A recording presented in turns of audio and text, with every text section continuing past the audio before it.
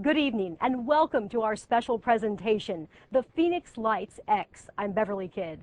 10 years ago, what some would call the most significant UFO sighting in North America happened right here in Phoenix. And whether you know all about this or know nothing at all, we hope tonight you'll watch our show and learn something new, something to make you think, to question, and maybe you'll find an answer. But let's begin with what we know for sure. Let's begin with the story back then.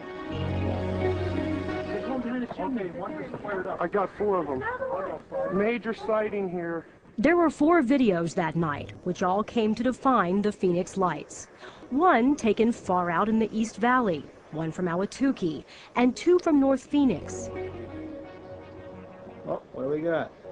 The tape showed the same pattern, a string of lights in the sky, seemingly lined up in a curve, boomerang, or V-shape, and all around 10 p.m. 10 o'clock, March 13th, Thursday night. It was not just in Phoenix. George Parks heads up Arizona's branch of MUFON, the Mutual UFO Network.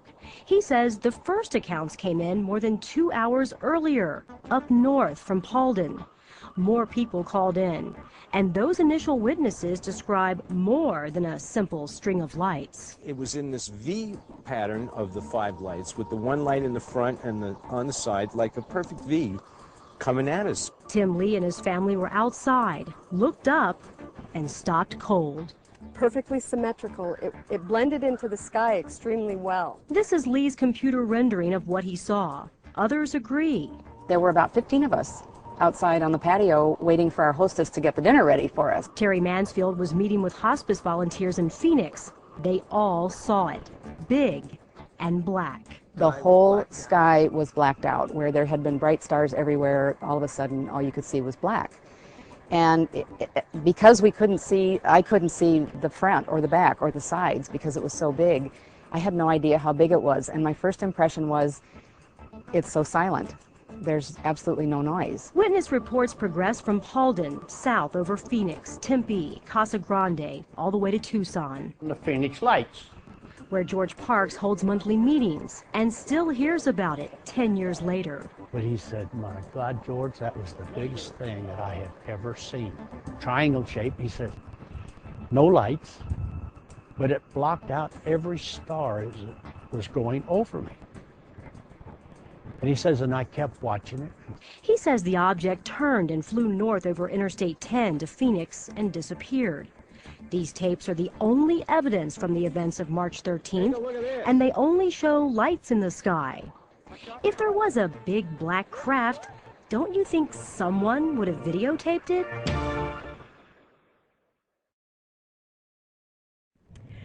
Such videotapes are rumored to exist, but only one has surfaced. The one I'm holding right here. But we'll get to that a little bit later. I'm in the control tower at Sky Harbor Airport. It's empty now, abandoned for a newer facility. But it was a hub of activity just recently, a place where they monitor and track everything in the sky. X209 was 132. Every day, thousands of lives depend on the people in this room, the control tower at Sky Harbor Airport. Always somebody coming and going. Right now we're about the 7th busiest airport in the country. Tower manager Greg Smith watches over a crew that deals with billions of bytes of data. This is a screen that shows the whole continental U.S. Each of those white dots denotes an airplane in the air traffic control system. And among all this high-tech equipment, there are also binoculars. That we see in the sky from the ground can be very misleading. You'd be amazed at the number of calls I get down in my office from people that I would consider very lucid, very rational folks, but they're convinced they saw 2 airplanes almost hit.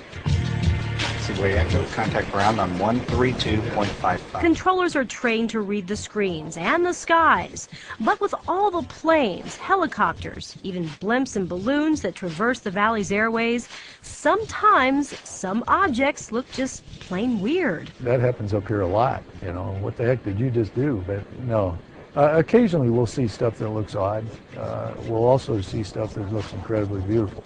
So, the Phoenix Lights? Well, my take on that is just because of a number of factors.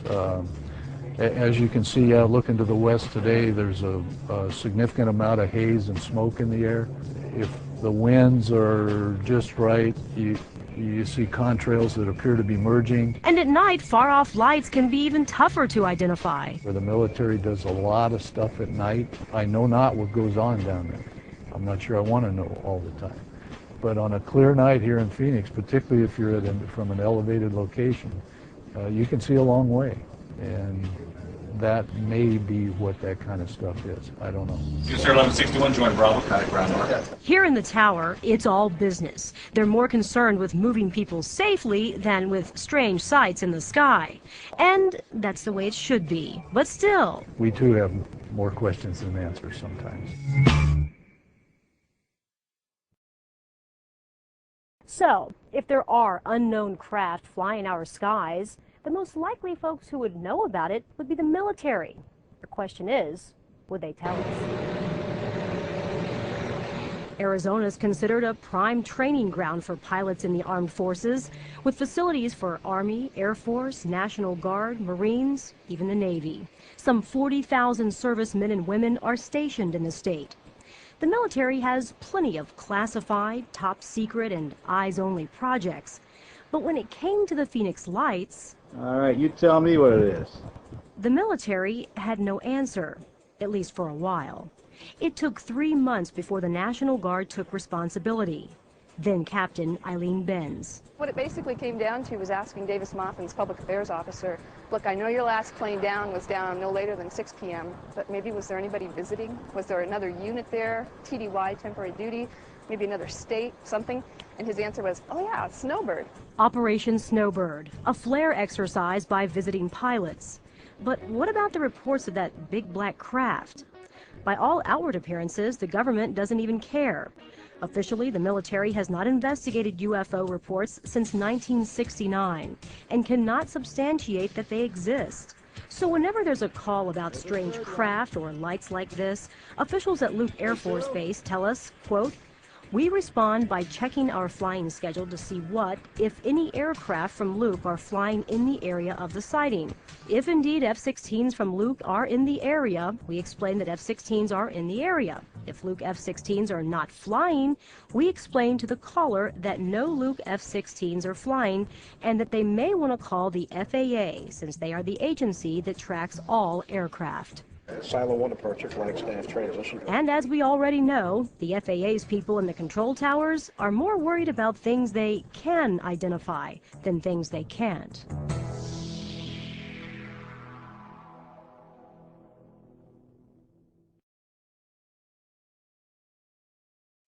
It's an explanation we've heard before. So what are flares? What are they used for?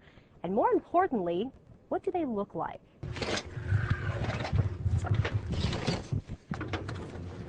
This is what flares look like by day, a metal cylinder with wires and gauges. Here at Davis-Monthan Air Force Base in Tucson, loading them for practice runs is almost a daily duty. This is where all the pyrotechnics are actually located. This top section here is where the parachute is actually located. Staff Sergeant Tim Ventrello gave us an exclusive look at the most commonly used flare in the world, the Lu-2. The burn time on these is going to be right about 5 minutes, and they drop at about 8 feet per second.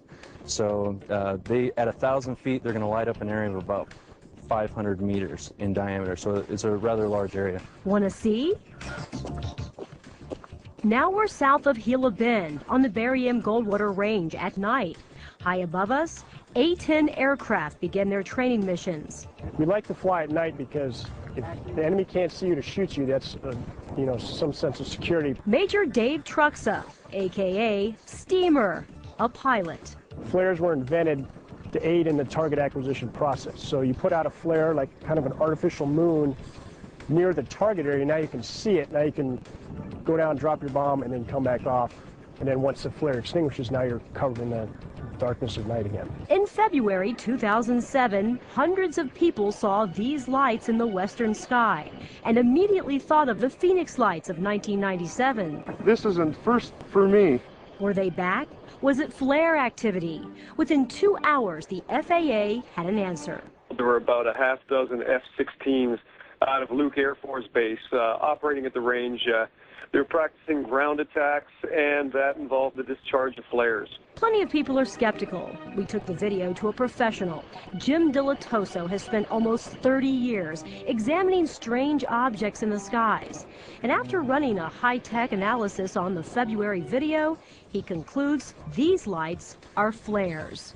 At the end of the day, I think we're going to find out that it's flares. While they look stationary to the naked eye, speeding up the video reveals they drift ever so slightly. Just somebody out in their yard looking up at the sky would be able to see it from a great distance. And because of the slow rate of fall, sometimes from a good distance they almost look like they're just stagnant in the air. Just a nice, bright, shining light that's just slowly going down. That answers one mystery, but leaves another still hanging over our heads.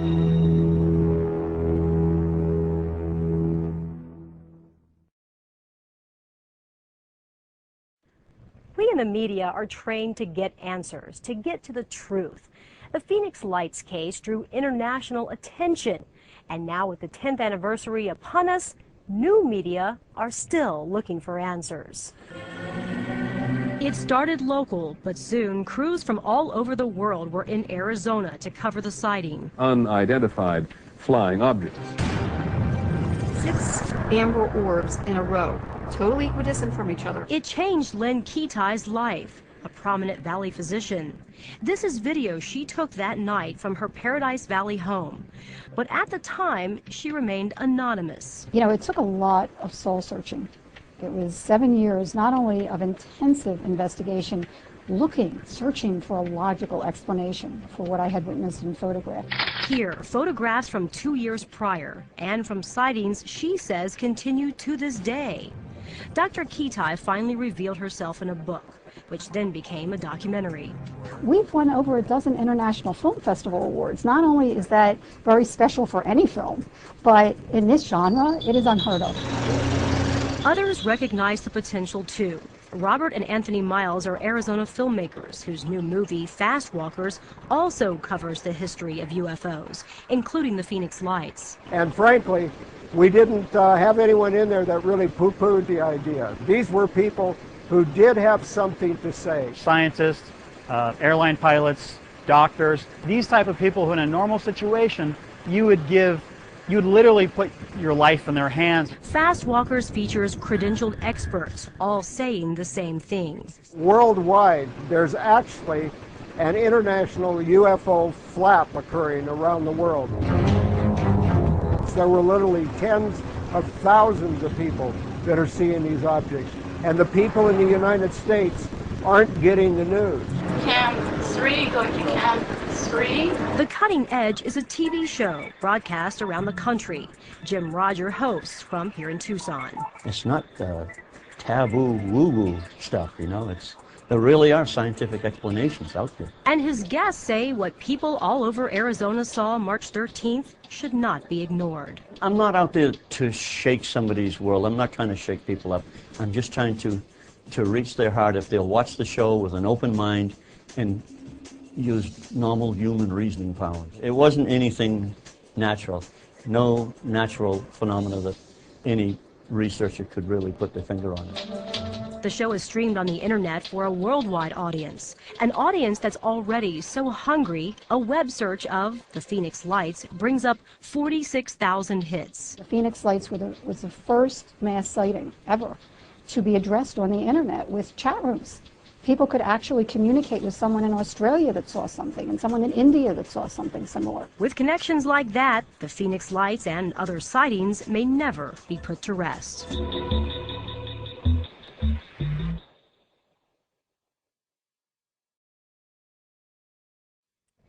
In preparing for tonight's show, we spoke with a number of people who simply refused to talk to us for fear of losing their jobs, their friends, respect. The next two people you're about to meet had no such fear at all, a state legislator and an aircraft pilot. Don, Rusty, I presume you're over at the meeting. He's the director of Arizona Rock Products Association, a lobbying group for contractors, cement makers, miners, and more. But back in 1997, Rusty Bowers was a state senator, sitting on 4 legislative committees and sponsoring dozens of bills. He was also a witness. I just parked the car and watched. Hey, Sue! It was a deep dusk, so it was after dark. And I thought to myself, hey, look, there's the Confederate Air Force. They're doing something over the valley. And I thought, no, they're amber. They don't have amber lights. And I thought that was unusual. And so I just pulled over and watched them. And they came towards me, kind of more towards me than any other direction, around the end of South Mountain, and then proceeded in a line going across the top of Phoenix, headed kind of towards Camelback Mountain, out that way. No, it wasn't flares. I can't tell you what it was, but I can tell you what it wasn't. Up in North Scottsdale, Trig Johnston and his son were awestruck. And for a former Northwest Airlines pilot who's flown around the world, that's unusual. It was 10:20 at night. And as it got closer and closer, we kept thinking, well, what is this thing? And the answer is we don't know what it is. Now, we could see stars through this, but we could not see the top lights that we had been watching were blacked out by the structure, I guess what you could say. It continued on down Scottsdale Road, made a right turn at about Indian School, went directly over the Sky Harbor Airport. He says he knows of other pilots who saw something that night, but they want to keep their jobs. Airline management has enough to worry about without one of their pilots being involved in something as controversial as seeing a UFO. Now, anybody who sees it is going to get a lot of heat from those he shares a story with. But this retired pilot has nothing to lose. And Bauer says no explanation sounds crazy to him. And I thought, you know, if it was aliens, they couldn't scare me any more than working in the legislature. I mean, that would be, they're a lot more weird down here than they are up in that light.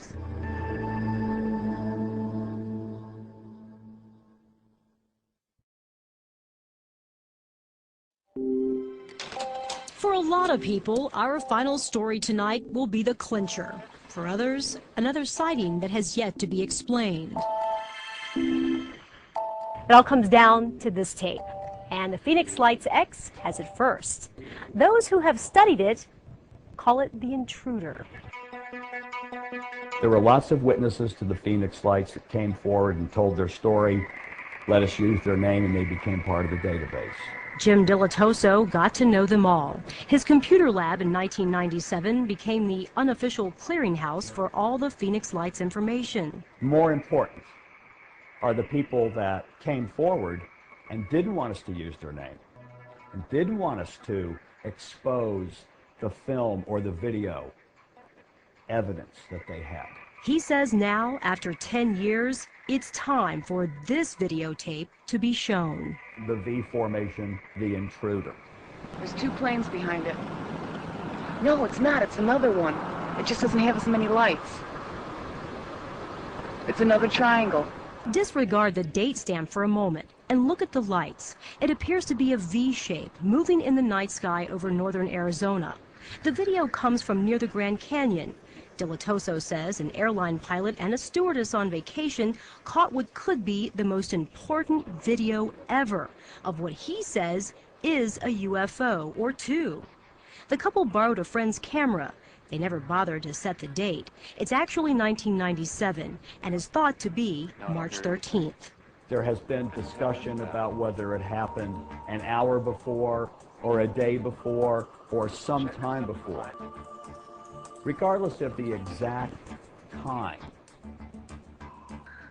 what it is incredibly important because it is a V formation of lights, just like the Phoenix Lights, just like described by witnesses, just like videotaped by some other witnesses, and was not at 10 o'clock at night on March 13th. It was a time earlier than that. There's no guarantee this video shows the same thing so many people say they saw that night. Couldn't it just as likely be a commercial airplane way up high? We made it our business to compare.